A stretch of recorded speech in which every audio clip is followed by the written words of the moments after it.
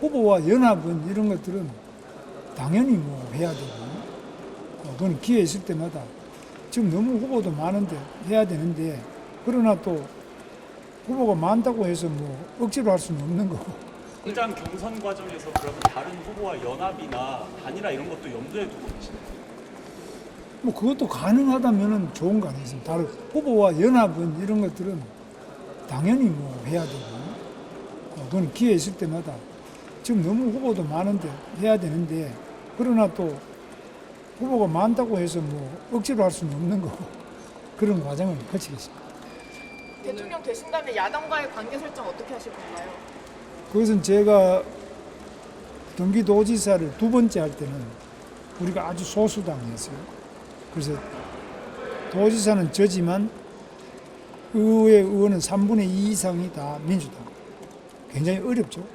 그 오세훈 시장 같은 경우는 결국 이게 너무 힘들고 안 되고 무상급식 문제라는 그 문제 가지고 충돌이 돼서 그만두셨습니다.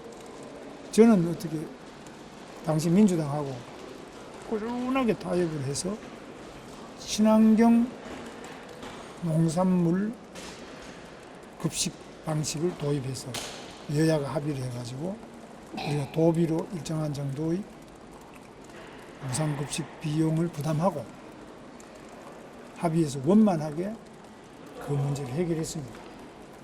저는 GTX 마찬가지입니다. GTX도 그때 다 반대했습니다.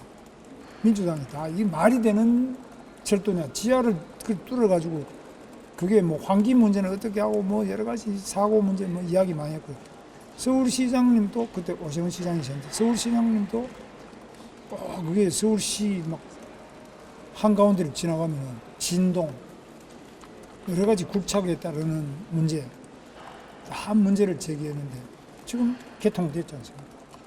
그래서 그것도 대화를 하고 세계 여러 뭐 모스크바 지하철이나 이런 데 들어가면 우리나라 GTX보다 2배 이상 지하로 더 내려갑니다. 100m. 뭐 아무 문제가 없습니다.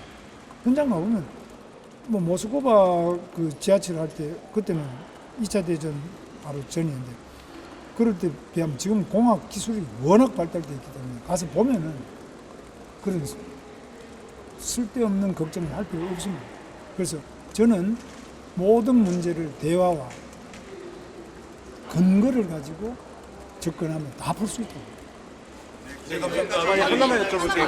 한덕수에 두리번거리지 말고 좀 앞만 보고 가야 된다 이렇게 말씀해 주신 거는 그런 적이 없는데? 방금 첫 질문에 이제 전혀 앞만 보고 저는 전혀 잘못 표현했어요.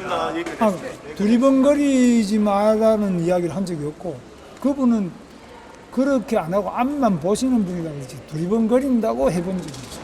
근데 오늘 라디오 발언에서는 출마를 안 하시는 게 좋겠다 뭐 이런 식으로 말씀하셨던 걸로 알고 전혀 있는데 나는 라디오 발언에서 라디오 발언도 다시 들어보세요. 네. 누구라도 출마하실 수 있고 누구라도 해서 이재명 대표 이겨주시면 좋은 거 아니에요? 그렇게 생각하고, 두 번째로 출마하지 마라 이런 식의 이야기라든지 안 하는 게 좋다든지 이런 게 아니라 그분은 매우 반듯하고 앞만 바라보고 똑바로 가시는 훌륭한 공직자시다, 이런 말씀을 드렸습니다.